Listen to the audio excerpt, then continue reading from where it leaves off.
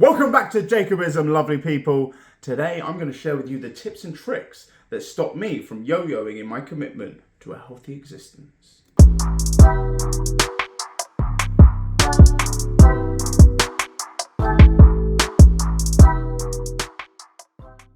Not so long ago, I starred in Return of the Jedi as Jabba the Hutt, but having since changed my ways, I will now be starring in the latest instalment of Magic Mike. In all seriousness, over the past few years, my regimes have resembled that of Dwayne "The Rock" Johnson and Homer Simpson. I had often struggled with trying to find a sustainable solution to working out until I eventually cracked the code, at least for me, back in 2021, where now I am uber consistent. I frequently overtrain and sometimes even have to write on my to-do lists, "Don't work out."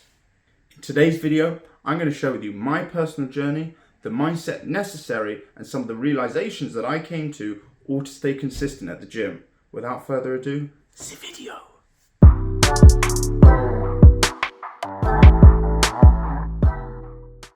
In this first point, I'm going to share with you my personal fitness journey.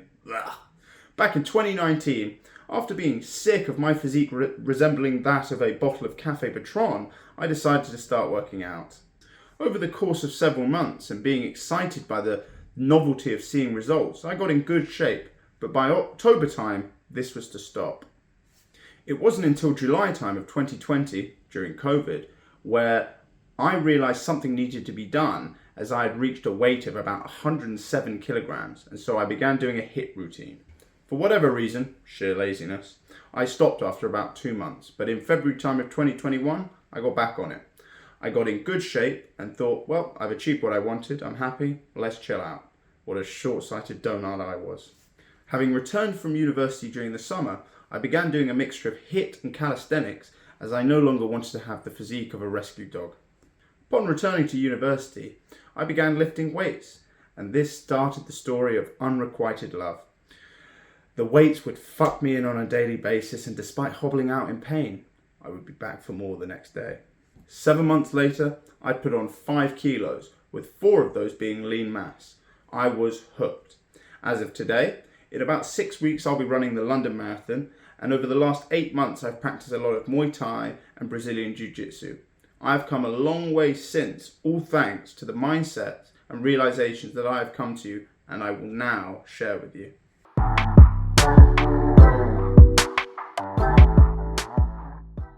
In this second point, I'm going to share with you the mindset and foundational ideas that are going to help you overcome inconsistency in your training. Number 1, you are the sum of your habits. If you asked me, perhaps a year into physical training, whether I considered myself a health and fitness kind of person, I would have disrespectfully told you to fuck off. However, having been consistent for almost a couple years, if you would ask me now, I would reluctantly say, yes, I probably am. The difference? You are the sum of your habits. Regardless of whether I look like Jabba the Hutt or Arnold Schwarzenegger, I work out most days of the week with an accordingly appropriate diet, and therefore, as an individual who cares about their health, I do consider myself a gym-goer or even a horrendously ineffectual martial art practitioner. I have also never been a runner, but I have run multiple times a week over the past few months and will do so multiple times a week over the next few weeks. And therefore, despite my indolence, the evidence says I'm a runner. You might seem a million miles away from being a healthy and fit person, but it only takes a bit of consistency and evidence to disprove your denial. However, as I will explain, for you pedigree fatties, the reality is a little bit more nuanced. Number 2, if you are constantly fighting your body, like mine, from its desire to return to a perpetual pear-like shape, then you must accept that it is for life. I'm an endomorph. I find it hard to rid my body of fat and muscle, but easier to put both on, or at least the fat. I can work out and get in good shape with Spartan-like discipline within about 6 months, but if I was to stop within about 3 months, actually 2 weeks, my body will return to the shape of a curvaceous fruit. Therefore, one of the things I realized was that if I wanted to get and stay in good shape, then there is not going to be a period where I can just stop and things will remain, because my body requires constant maintenance. If you're like me, then it is for life. Your plan should be process orientated, not goal orientated. This is where I went wrong in 2021, thinking I had achieved what I wanted and therefore could stop. There are two problems with this. First, if you are working out to achieve a certain goal, like getting that summer bod, there is a time restriction and a goal. Though the restraints seem more constricting and as such more pressing, a slight deviation from your diet or a rampant bender of excessive alcohol and coitus has a greater likelihood of derailing the whole campaign. As such, if you take a more process-orientated approach, which is characterized by saying, I wish to be a healthier person, then any deviation will only be a slight downturn in the market of being healthier. Further to this, it will influence all your decisions in and outside the gym. The second problem is that, much like what I was alluding to earlier of being a pedigree fatty, you are not committing to the long term. I often say, even if I look like Brad Pitt from Troy, I will always be fat in the mind. Working towards getting a six-pack or some fetus strength is great, but once you get there, then what? I can assure you, whether your body is naturally predisposed to have the physique of a matchstick or a bouncy castle, it will require regular maintenance to inhibit its inherent predisposed state. Number 4, view each workout as casting a vote for the future person that you wish to be, and that each workout you are getting 1% better. Nobody works out once and sees results. They work out for months and begin to see the fruits of their labour. It is not any particular workout, but the marginal gain of each workout that adds up. The first and 500th workout are as equal as each other. Number 5, do not compound setbacks by being nasty to yourself.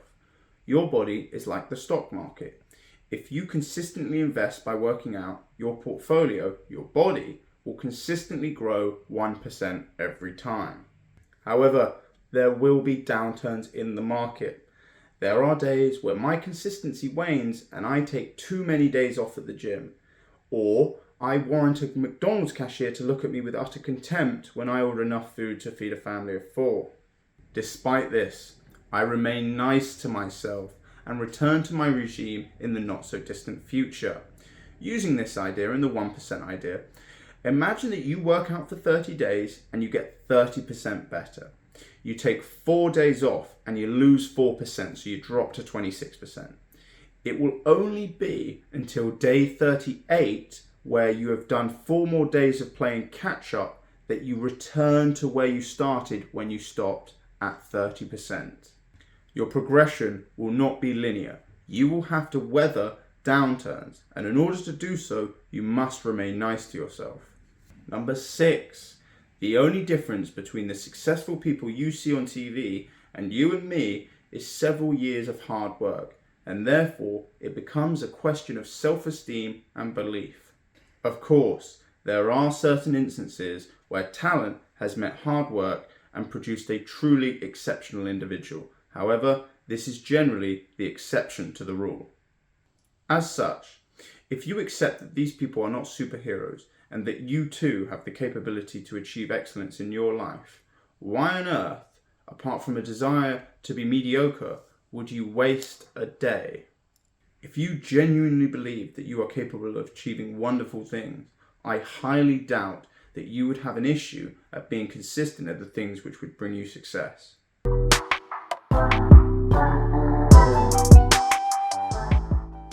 In this third point, I'm going to share with you some of the realizations that I came to. Number 1, motivation is a trap. When you first start going to the gym, the novelty of taking action coupled with the endorphins instills a sense of pride within you and propels you to stay consistent. However, this will not last. Up to 3 months if you're lucky, but usually 6 weeks. The motivation will wear off once the reality of the project you have enrolled yourself on sets in. There will be periods and a lack of signs of little to no progress where you wonder why you bother. Taking the ideas from the previous point, you must trust the process. As a part of this, you should remind yourself that motivation is a rare emotion and almost exclusively characterizes the beginning stages of project Stop Being a Lazy Shit. Endorphins is the smoke, dopamine are the mirrors. Number 2, Working out will never feel it any easier, and the only thing that stays the same is how difficult it feels. Whether it is HIIT or resistance training, in order to progress, you must progressively overload your body. Each time you do so, you have raised your base cardiovascular or strength level. And if you do not continue doing so, you will stagnate. You will likely experience frustration and will want to give up. Number 3, nutrition is central to any exercise campaign. Whether you are trying to build muscle or lose fat, without the proper nutrition, you are trying to plug the hole on a sinking ship with duct tape. One must adequately fuel their body for their appropriate goal, because if not, you are actively negating all the effort that you are expending when doing your physical training. If you overeat when trying to lose fat, you are fighting an uphill battle. If you are not getting in enough calories and hitting your protein macros, whilst your muscles will grow at first, there will come a point where they will simply require the nutritional building blocks to grow any further. However, if you do the proper nutrition, it is like adding a turbo to your engine. It ensures that you are in a deficit and therefore losing fat. And it ensures that your muscles will grow and that you will eventually look like Ronnie Coleman. Further to nutrition, you are a dog. Be sensible with portion control and know that you likely do not need as much food as you think you do. Often, less is more. Nobody gives their dog a 25 kilogram bag of kibble and knows how much and when to eat. You are a dog. Number 4. Lastly, ask yourself some wider questions about what you value in life. I can assure you, 90% of the health issues that people experience can be mitigated by proper nutrition and moderate exercise. Why not make the quality of your life, which is almost exclusively derived from what you put in and what you put out, the very best it can be? I used to think that nagging knee and shoulder pains were normal, but once I began working out, I realized I was a fat fuck and had been neglecting my health. You have a responsibility, if not to your current and future loved ones, but to yourself, to look after the only vehicle you get and ensure it's in good working order. And now it is time to end, lovely people. I hope that this video has given you the framework to ensure lifelong consistency and success in your health and fitness journey. Christ, that was cringy. Nevertheless, thank you all for watching. I wish you the best on your journey. And if you want bragging rights for being one of the OG subscribers, then you know what to do.